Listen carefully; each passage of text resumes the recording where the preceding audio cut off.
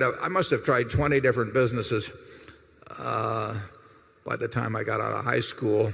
641,613%. That's how much Warren Buffett's Berkshire Hathaway has outperformed the Dow since 1965. Yeah, you heard that right, 3 million %. What's up, future billionaires? Today, we're kicking off an epic series diving into the extraordinary life of Warren Buffett, from his quirky childhood habits to his rise as the world's richest person, and all the fun and fascinating details in between. You ready to learn how Warren Buffett went from selling packs of gum door to door in Omaha to owning a company that's outperformed the Dow Jones Industrial Average by over 3,641,613% since 1965? It's the kind of number that makes you check your calculator twice. But believe it or not, even the greatest of legends start somewhere small. Today, we're going back to where it all began, Warren Buffett's early years in Omaha, Nebraska. Spoiler alert, he didn't get rich by accident. This kid was different from the start. And along the way, there's plenty of Buffett-style humor and wisdom to keep you hooked, so buckle up. Now, picture this, Omaha, 1930. While the world was grappling with the Great Depression, a little boy named Warren Howard Buffett was being born into a world of numbers, stocks, and chewing gum. Yup, before he was making billions, Warren's big hustle at age 6 was selling packs of gum door to door. And no, he didn't just sell one pack like most kids might. Oh no, young Warren wasn't satisfied until his suitcase of gum was empty. He wasn't just selling, he was figuring out how to squeeze every last penny from that gum. Why sell just one pack when you could sell 3? Triple your profit margin, right? That's sound business strategy. Yes, 6 years old. And it didn't stop there. He'd sit by a soda machine, counting discarded caps to see which drinks were the most popular. When he realized Coca-Cola was a hit, he took it further, buying 6 packs of cans for 25 cents and selling them for a cool 30 cents. Talk about a taste of future success. This little kid wasn't just making pocket change, he was thinking big. By the time he was 11, young Warren had done something that many people don't do in a lifetime. He bought his first stock. The company was City Service Preferred, and let me tell you, his experience with that first stock would shape his investment philosophy for life. He bought 3 shares at $38 each and watched in agony as the price dropped to $27. Imagine an 11-year-old dealing with stock market volatility. I'd have been crying to my parents, but not Warren. He held on, sold the shares at $40, a modest profit, and then watched the stock soar to $200 right after. Ouch, right. Well, Buffett learned a vital lesson that day: patience pays off. Hey, quick question. Have you ever made an investment decision and regretted selling too early, like young Warren? Let me know in the comments below. I'd love to hear your stories. So I'll just give you a story from Warren Buffett's childhood when he was a teenager. So when he was a teenager in Omaha, he used to go to the horse racetrack. It was called the Aksarban racetrack. It's Nebraska spelled backwards. And he'd go after all the races had finished, and he'd collect all the tickets that people had left on the ground, which were all the losing tickets. And he'd collect them all, and then he'd carefully go through each one to see if some drunk had discarded a winning ticket. And once in a while he'd usually find 1, 2, 3 or a few tickets that were actual winning tickets that had been tossed. And then because he was underage, he sent his Aunt Alice to the window to collect. And then, he put that money away, and the next Sunday he was again there to collect his winning tickets. And so those were free lunches. When young Warren Buffett wasn't studying the stock market, he was hustling at the Aksarban horse racing track, Nebraska spelled backward, with his Aunt Alice. There, he'd sift through discarded tickets, hoping to find a winning number tossed by careless gamblers.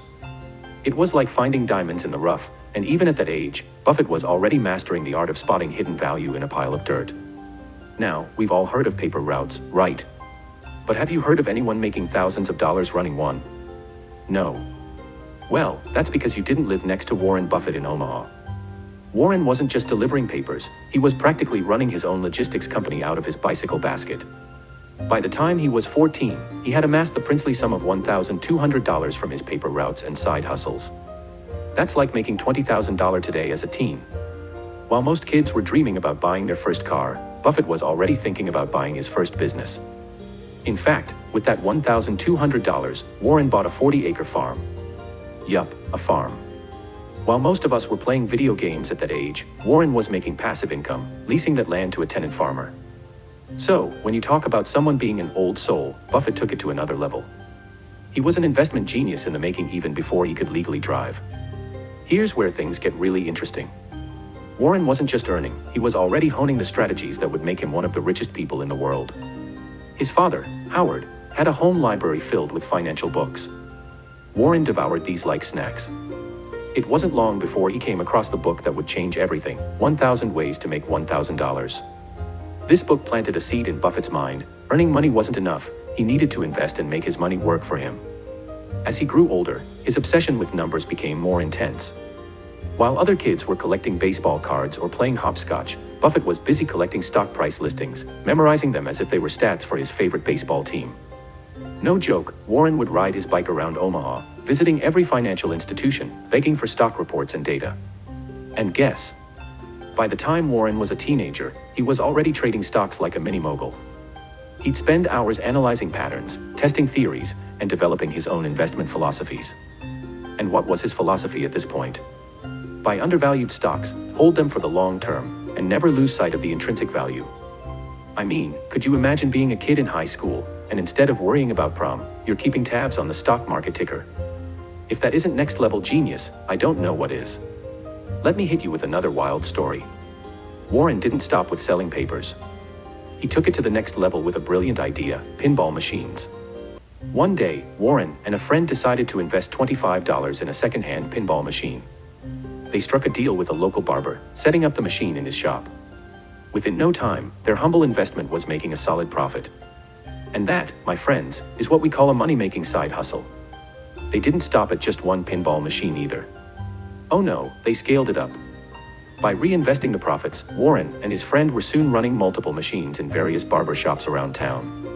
The kid had already mastered the art of passive income. By the time most teens were saving for prom night, Warren was cashing in on his pinball empire. And here's the kicker: when they eventually sold the business, they made a profit of $1,200, the same amount he had made from his newspaper route. It's safe to say that teenage Warren Buffett already had a better business portfolio than most adults today. If you've learned something new about Warren Buffett's early life that surprised you, hit that like button and drop a comment below. What do you think would have been your side hustle if you grew up in Buffett's shoes? Let's hear those creative ideas in the comments. Buffett's story reminds us that success doesn't happen overnight. It's built brick by brick, stock by stock, and decision by decision. So, take a page from young Warren's book: never stop learning, always be curious, and remember, it's not just about making money, it's about making the right moves with that money. Of course, let's not forget the role Warren's family played in his rise. His father, Howard Buffett, was a stockbroker, and later, a U.S. congressman.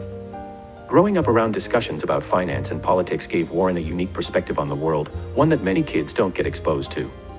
It wasn't just numbers that fascinated Warren, it was understanding how the system worked. His grandfather, Ernest Buffett, also played a big role. He owned a local grocery store, and young Warren would spend hours observing the operations. This early exposure to how businesses worked helped plant the seeds of his investment philosophy: always look for companies with solid fundamentals. That's where he met his future business partner too, the legendary Charlie Munger. Here's a story that sums up young Warren Buffett's mindset perfectly. One time, while having lunch at his father's business partner's house, he declared, "If I don't become a millionaire by 30, I'll jump off the tallest building in Nebraska." Shocked, the host's wife asked, "Why the drive with making so much money?" Buffett's answer was classic: "It's not about the money. It's the fun of making it and watching it grow." Even then, Buffett was driven not by wealth itself, but by the sheer fun of building it, like a game he knew he'd win. And this is just the beginning.